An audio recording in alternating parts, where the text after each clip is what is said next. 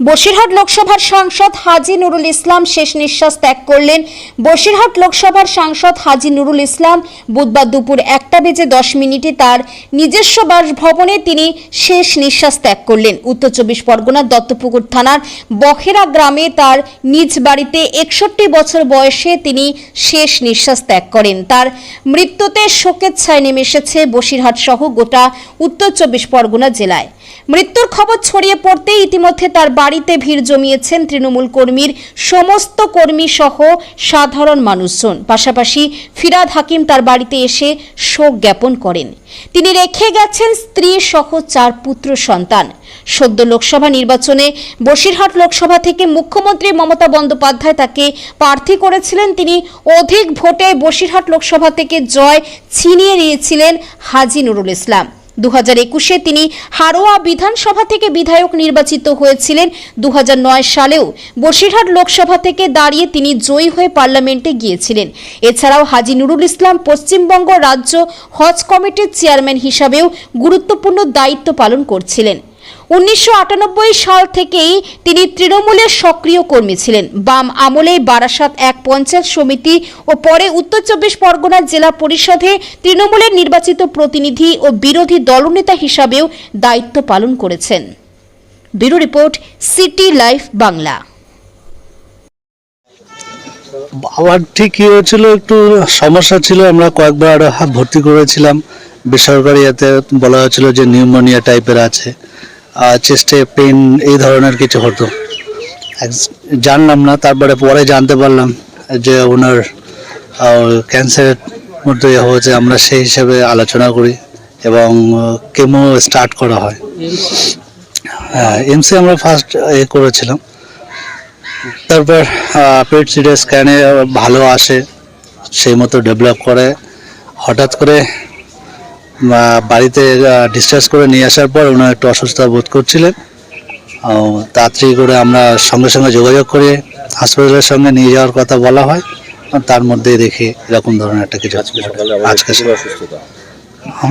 সকালে আবার নতুন করে হ্যাঁ, আজকে সকালে উনি হঠাৎ করে, এবং কালকে পর্যন্ত উনি সবই ভালো ছিলেন, সবই চেক আপ ঠিক ছিল, এবং হঠাৎ করে মানে অসুস্থতা হয়। তারপরে এরকম ঘটনা ঘটে 1টা নাগাদ। এরকম ক্যান্সার কোথায় হয়েছিল? ওটা রাং। হ্যাঁ, আমার রাজনৈতিক জীবনে শুরুটা কিভাবে হয়েছিল? শুরুটা রাজনীতি জীবনে আমার থেকে যারা সিনিয়র আছেন, আমার এখানে নেতৃত্ব আছেন, তারা বেশ ভালো বলতে পারবেন। আমি অতটা জানি না, কিন্তু আমি ছোটবেলা থেকে দেখেছি উনি রাজনীতির সঙ্গে যুক্ত আছেন এবং দীর্ঘদিন তো আপনারা জানেন যে উনি মমতা বন্দ্যোপাধ্যায়ের সাথে ছিলেন এবং মানুষের সাথে ছিলেন, রাজনীতির সঙ্গে যুক্ত ছিলেন। অপরিণীয় ক্ষতি হলো, যে ক্ষতি পূরণের কোনো সুযোগ নেই। অলরেডি আমি যখন জানি তখন বোধহয় 1:16 বাজে আজকে দুপুর, এবং আমি তৎক্ষণাৎই আমাদের মাননীয় মুখ্যমন্ত্রী মমতা ব্যানার্জিকে মেসেজ করি এবং আমাদের সর্বভারতীয় তৃণমূল কংগ্রেসের সাধারণ সম্পাদক অভিষেক বন্দ্যোপাধ্যায়কে ফোন করি, এবং মুখ্যমন্ত্রী এবং অভিষেক বন্দ্যোপাধ্যায় দুজনেই আমাকে জিজ্ঞেস করলো আমি কোথায় আছি। আমি একটু নিউ বারাকপুর ছিলাম। বললো এখনই তুমি পরিবারের পাশে গিয়ে দাঁড়াও। তো আমি সঙ্গে সঙ্গেই চলে এসেছি নেত্রীর নির্দেশ অনুযায়ী। যথারীতি আমাদের দলের আরও যারা মন্ত্রী আছেন, সাংসদ আছেন, তারাও বিকেলবেলা অনেকে আসবেন, আর একটু পরে তারা সবে শুনলেন, একজন এক জায়গায় বেরিয়ে গেছেন। তো হাজী নুরুল অ্যাকচুয়ালি আমার সাথে সম্পর্কটা অত্যন্ত আন্তরিক সম্পর্ক ছিল, এবং মানে বন্ধু বিশেষ। ও এমএলএ না এমপি, আমি এমএলএ না সভাধিপতি, এটা ইম্যাটেরিয়াল আমাদের কাছে। ছোটবেলার বন্ধু, এবং ওর সাথে আমার পরিচয় 1996 সাল থেকে।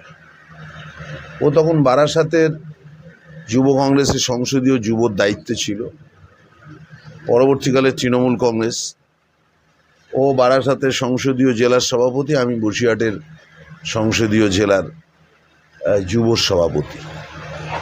এই নিয়ে বহু মিছিল মিটিং, তখন গোপাল মুখার্জি আমাদের জেলার লিডার, রঞ্জিত পাঁজা, সেই সময় থেকেই চিনি।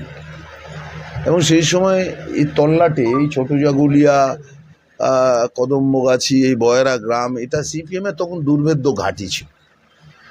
মানে মারপিট হতো না এমন কোনো দিন নেই, সিপিএমের সেই সন্ত্রাস। এবং সেখানে হাজি নুরুল ব্যক্তিগতভাবে ও আক্রান্ত, ও সিপিএমের হারমাদদের ভোজালির কোপ, হেঁসোর কোপ ও পর্যন্ত খেয়েছে।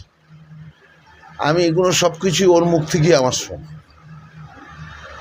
হঠাৎ করে 2009 সালে, তার আগে ওখানে লোক স্থানীয়ভাবে পঞ্চায়েতে দাঁড়াতো। 2009 সালে মুকুল রায়ের মাধ্যমে মমতা বন্দ্যোপাধ্যায় ওকে এবং আমাকে ডাকে, এবং সেই সময় মমতাদি আমাকে দলের সিদ্ধান্তটা জানায় যে নারায়ণ, আমি চিন্তা করেছি যে ওকে বসিরহাটে পার্লামেন্ট থেকে দাঁড় করাবো, তুমি ওর ইলেকশন এজেন্ট হবে। ও তো বসিরহাটটা অত ভালো চেনে না, নতুন। সেই থেকেই আর একটু নতুন উদ্দীপনা নিয়ে আমরা দুজনে বসিরহাটটাকে আমরা সাজিয়েছিলাম।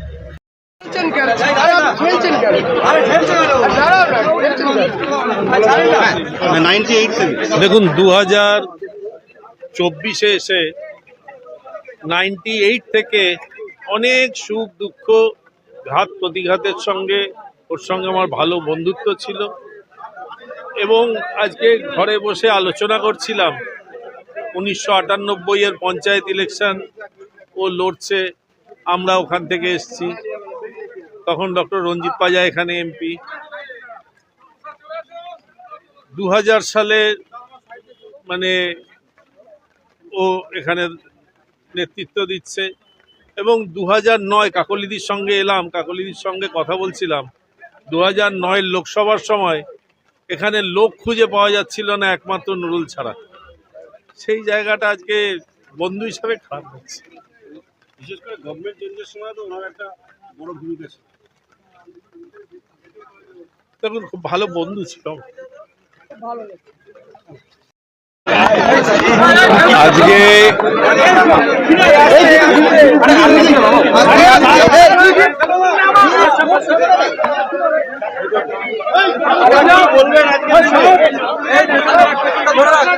কি বলবেন আজকের দিনে?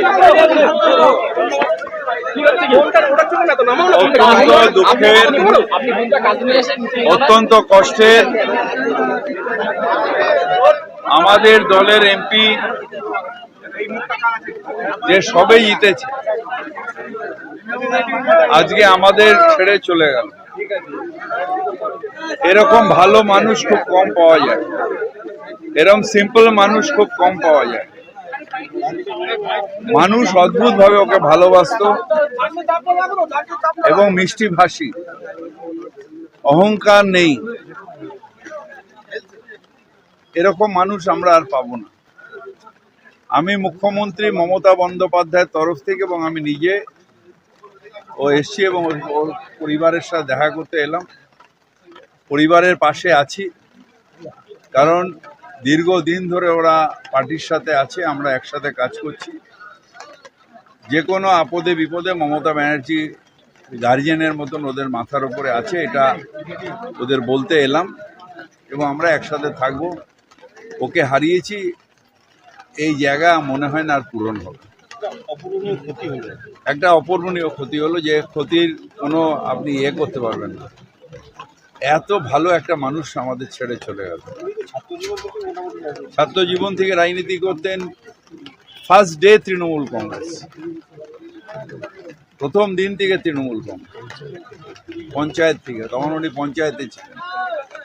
সুতরাং একটা বড় ক্ষতি, খুব বড় ক্ষতি হয়ে গেল আমাদের দলের। হলো আমার ব্যক্তিগত, আমার অত্যন্ত প্রিয় বন্ধু ছিল, বহু কাজ একসাথে, ওই হজ কমিটিতে আমরা চেয়ারম্যান ছিল, আমি ওর সাহায্য করতে আসতাম বিভিন্ন জায়গার সময়ও আমার সাথে দেখা করতো এবং সব ব্যাপারে আমার সাজেশন নিত।